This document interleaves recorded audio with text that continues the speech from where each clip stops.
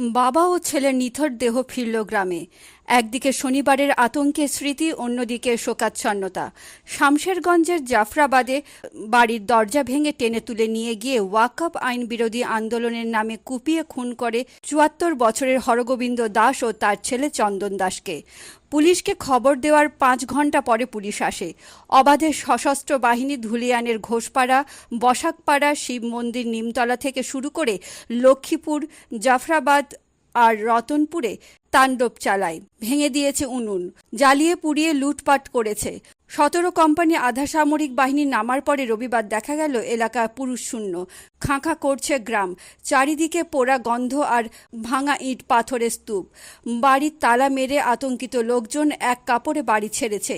অসহায় নিরীহ গবাদি পশু তালাবন্দি পড়ে রয়েছে, তাদের খাবার অথবা জল দেওয়ার লোক নেই, উপায়ও নেই।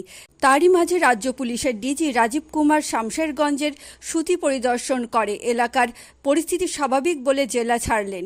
পুলিশের গুলিতে মৃত সুতির কাশিমনগরের ইজাজ আহমেদের মা ও ছেলে হারিয়ে ভেঙে পড়লেন কান্নায়। প্রশ্ন উঠেছে, ওয়াকফ আইনের বিরোধিতায় এরকম দিশাহীন আন্দোলনের দায় কার? জঙ্গিপুর কবে শান্ত হবে?